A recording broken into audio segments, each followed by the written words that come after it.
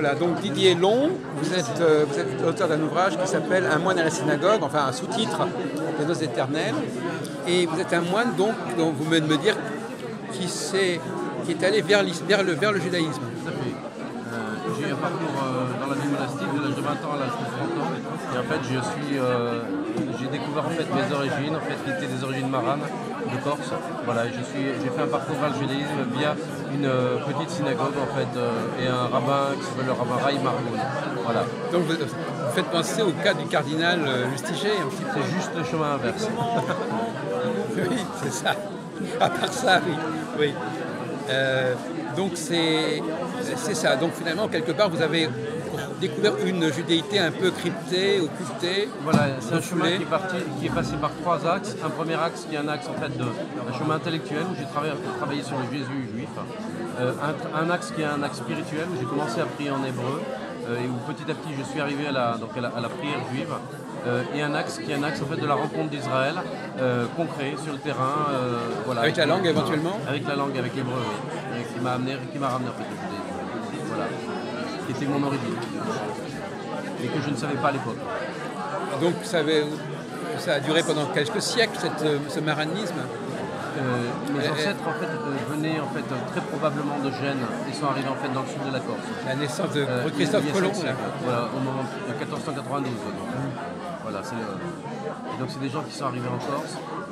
Voilà, et mon chemin était que j'ai rencontré une femme qui en fait était juive, mais elle-même ne le savait pas et je l'ai découvert et on l'a découvert ensemble. On a fait un chemin ensemble. Donc quelque part, on peut être juif sans savoir qu'on est juif en fait. Oui, tout à fait. Il y a beaucoup d'âmes juives dans des camps chrétiens. Oui. Tout à fait. C'est très intéressant cette question-là. C'est-à-dire que il y a des gens dont on dit qu'il doit être juif même s'il ne le sait pas. Oui, c'est possible, oui, ça peut arriver. D'après sa façon d'être, il y a quelque chose dans sa façon d'être. Ou alors il ressemble. Qui se réveille dans la personne. Oui. Est-ce que vous voulez dire que par exemple, quelqu'un qui ne saurait pas qu'il est juif et qui irait dans un groupe juif, il se dirait tiens, j'ai une parenté avec eux. Je pense que ça peut être, c'est pas quelque chose de magique. Je pense que c'est des rencontres, c'est quelqu'un qui va aller à Jérusalem et qui va être touché par une liturgie, à la synagogue, par des chants, par des gestes, voilà. Et cette personne peut se réveiller effectivement juive. Enfin, mais c'est parce qu'il aurait été, il a quelque chose en lui, de transgénérationnel, qui le traverse. Voilà. Mais vous aviez senti que vous étiez juif avant qu'on vous dise que vous étiez d'origine marane? Oui, tout à fait, oui. C'est fascinant, j'ai écrit 12 livres, j'écris des bouquins, un bouquin qui s'appelle Jésus, le rabbin qui aimait les femmes, Jésus de Nazareth, juif de Galilée, l'invention du christianisme. Et à ce moment-là, je ne savais pas que j'étais juif. Mais là, vous étiez intéressé par des thèmes juifs quand même. J'ai fait des éducations, voilà, des études. Mais est-ce qu'il y a une façon de penser juive en fait, une façon de réfléchir? Une structuration du réel. Oui.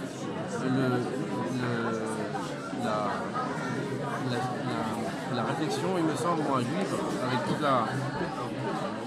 les guillemets qu'on peut mettre à ça, en fait, oui. Et une structuration du réel, profonde. Une structuration du temps par le Shabbat, une structuration en fait, de la vie par les fêtes, et donc une sanctification du temps, profondément.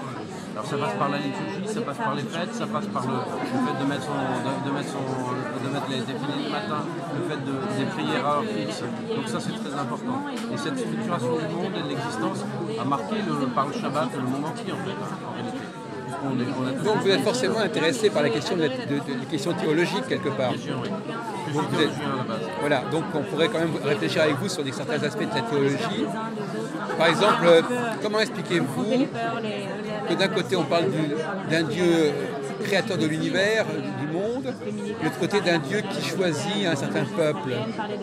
Est-ce qu'on pourrait parler d'un rétrécissement, d'un type? Je pense que c'est la question en fait, de la sanctification en fait, du Kadosh. Que signifie le Kadosh? Est-ce que le Kadosh c'est un choix qui est fait et qui garde juste une partie, ou est-ce que le Kadosh il concerne tout l'ensemble? Quand je prends la coupe et que je fais le kidouche, en fait qu'est-ce que je fais? Je sanctifie au moment des prémices, quand je prends une partie de la récolte, en fait la sanctification est bien la sanctification de l'ensemble de la récolte. Le Kadosh en fait est la signification, correspond à une signification qui correspond Kadosh, c'est signifier. Kadosh, c'est choisir. Kadosh, c'est particulariser. Particulariser quelque chose, en fait, ça met en contact en fait, ce qui est particularisé, ce qui est sanctifié, et l'ensemble. La coupe de vin renvoie à tout l'ensemble de la récolte. C'est quelque chose de fractal. Pas de fractal, mais on prend un fragment. Oui. On prend un fragment. On prend un fragment. Et dans le rituel des prémices, c'est ce qu'on fait. On prend une partie de la récolte pour sanctifier tout l'ensemble de la récolte. On rapporte à Dieu. C'est comme une dette. Comme une dette en fait par rapport à l'éternel. Mais alors, est-ce que par exemple, quel est votre regard actuellement sur le christianisme, sur Jésus? Vous avez pris de la distance ou est-ce que vous l'avez intégré dans...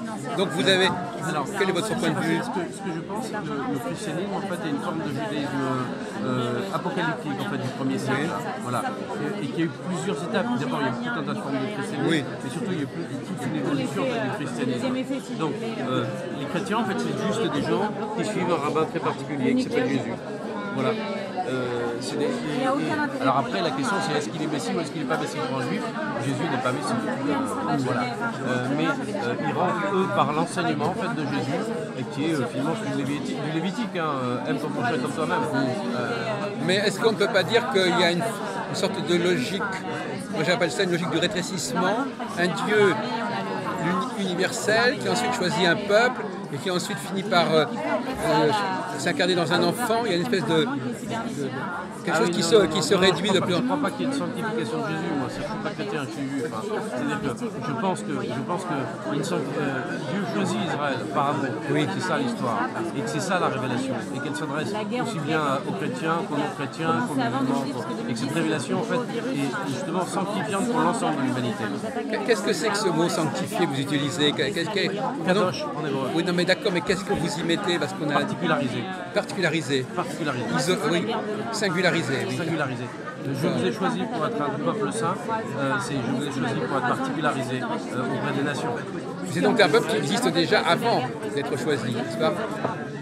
Oui, qui est constitué comme peuple dans le désert, par la sortie d'Égypte, par la libération d'Égypte, par le désert. Ah oui, mais alors, donc vous voulez dire que le Dieu des Juifs, ce Dieu, il s'adresse à un peuple qui vient de se créer? Oui. C'est pas un peuple ancien. Non, parce qu'on a quand même l'impression que ce Dieu il se réfère quand même aux ancêtres. Ou à vote, il dit je suis le Dieu d'Abraham, Isaac et Jacob. Exact. Donc exact, c'est pas exact, donc exact. Il y a une précision en fait dans l'histoire qui est c'est le Dieu, c'est pas le Dieu des philosophes, ou le Dieu des mathématiciens, c'est le Dieu d'Abraham, d'Isaac et Jacob. Donc c'est à la fois en fait dans la Torah un Dieu qui est le Dieu un Dieu tribal et à la fois un Dieu qui est un Dieu de tout l'univers. C'est ça qui est très drôle. Oui. C'est à la fois le Dieu créateur de tout et à la fois le Dieu d'Israël. C'est ça qui est. Oui, c'est ça qui est. C'est de ça justement que. Paradoxal et difficile à comprendre finalement. Oui. Et de même qu'il est difficile à comprendre le phénomène de Jésus par rapport qui correspond aussi à. Jésus, c'est un maître particulier du 1er siècle qui a été identifié par ses disciples comme Mashiach, c'est-à-dire comme chef de guerre. Ça n'a pas un contenu religieux à l'époque, mais effectivement comme Bar Korba au moment de la révolte de Bar Korba a été identifié comme un Mashiach par Rabbi Akiba. Et Rabbi Akiba n'a pas été viré du judaïsme pour autant. La question, c'est que je pense que la compréhension que les chrétiens ont eu de Jésus entre le 1er et le 4e siècle a beaucoup évolué. Oui. Entre une théologie rabbinique, disons, c'est un rabbin et qui est une porte d'entrée pour ses disciples, et une théologie qui est devenue une théologie de l'Empire finalement, où il fallait un grand empereur, il fallait un grand Dieu, et c'est Constantin. Donc en conclusion, ce Dieu des Hébreux, c'est le même Dieu, c'est le Dieu des chrétiens ou le Dieu des musulmans? C'est le Dieu de tous les hommes. Oui. Le Dieu d'Abraham, d'Isaac et Jacob, c'est bien le Dieu de tous les hommes, c'est sûr. Mais je sais. Donc, parce que par exemple, quand on dit c'est notre Dieu, Elohéinu, il ne semble pas qu'ils veuillent le prêter aux autres Juifs. Eux ne disent pas Elohéinu, nom des Adonai Elohechem Emet dans la liturgie, c'est Dieu et vérité, c'est ce qu'on dit. Mais c'est une vérité qu'on ne tient pas dans la main, c'est une vérité auquel on s'adresse. C'est une vérité en face de qui on est, en fait, nous, comme juifs. Et on dit qu'Israël, voilà. Mais après, c'est ce que dit Maïmonide dans l'Épître aux Yémen. Il dit mais finalement, pourquoi il y a des chrétiens, pourquoi il y a des musulmans, etc. Et il dit, et c'est ce qu'on dit à la fin de la liturgie, on dit Adonai Erad, Shmo Erad, Dieu sera un et son nom sera un, ce qu'il n'est pas aujourd'hui. Mais c'est bien Erad, il n'y a qu'un seul Dieu. Et donc effectivement, qu'est-ce que vous pensez plus globalement de l'antisémitisme, de l'antijudaïsme? Est-ce que ça fait partie inhérente de la condition de la prise de conscience de sa judéité? Tout à fait. Oui, je pense que l'antisémitisme en fait est lié en fait à un refus en fait on n'aura pas le temps de développer ici, mais en fait un narcissisme frustré. Et donc pour qui le juif représente en fait une butée.